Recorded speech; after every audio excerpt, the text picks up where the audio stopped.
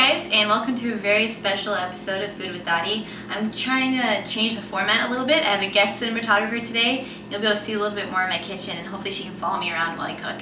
Today we're making pasta puttanesca. It is an Italian dish and it has a lot of history, and the word actually means in the style of a prostitute, or it's actually a worse word that I'm not going to say. But the story is that people believe that prostitutes used to make this dish because it was super fast and easy to make, and it requires a lot of ingredients that you might have laying around your house if you're an Italian.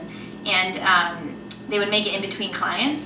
And it also has a very alluring aroma. It's salty and sweet, and people believe that they use it to lure clients into their building. So I like this dish because I love pasta, but it also seems a little bit fancier than if you just use canned sauce. And it's a great dish to make if you have a guest over or like a date that you want to make dinner for, because the presentation is really good and it seems complicated when it's actually very easy. So the first thing that we're going to do is start a pot of boiling water.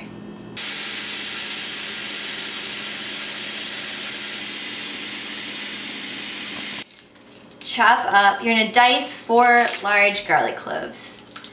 So, let me get them out here.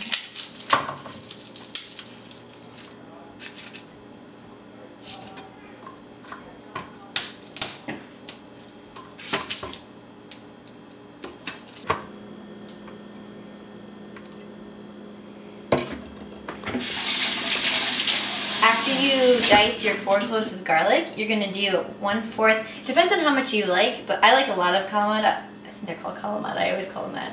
Yeah, kalamata olives. The recipe calls for a 1/4 cup, but I usually do a little bit more.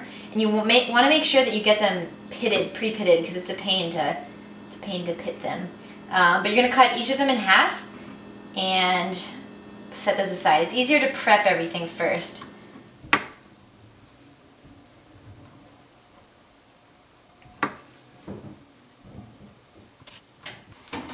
Okay, after you got your olives and your garlic prepared, you're going to open your can of diced tomatoes. And an important detail is you want to make sure that they're not salted, because all of these ingredients are very salty to begin with and you don't want it over salted. So normally this recipe calls for anchovies. I recently became a pescatarian from a vegetarian, so I'm still experimenting with fish and I haven't quite been able to make myself like anchovies yet. So if you like anchovies, the recipe calls for 4 large anchovies diced to mix in with the olives and the capers.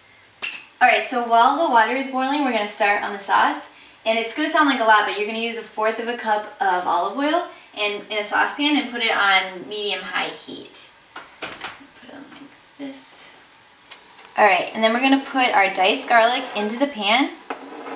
And we're going to saute it until you can really start to smell the garlic, and it usually takes about a minute. Alright, now that the garlic is nice and aromatic, I'm going to go ahead and add the diced tomatoes.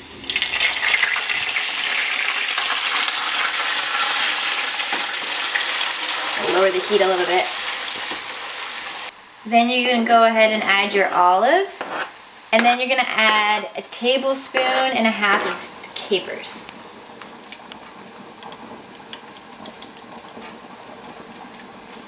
Okay, once your water starts boiling, you can go ahead and throw your pasta in. I'm going to go ahead and do a whole box because I like to have leftovers.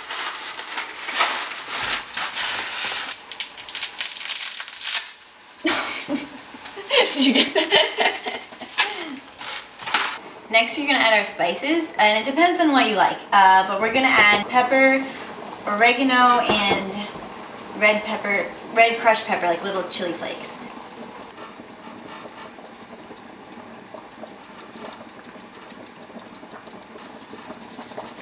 And just based on how spicy you like it, that's how many chili flakes you should add. Me and Hannah like it kind of spicy, so I'm going to add a lot.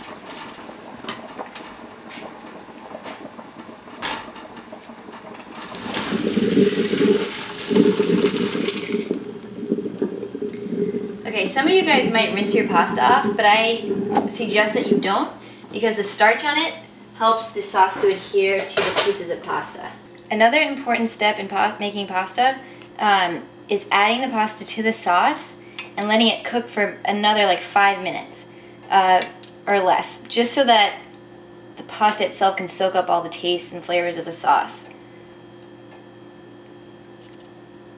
You can finish it with a little fresh parsley that I just chopped up. And if you want to get really fancy, you can grate some Parmesan cheese on it. I'm just going to use Parmesan from a can.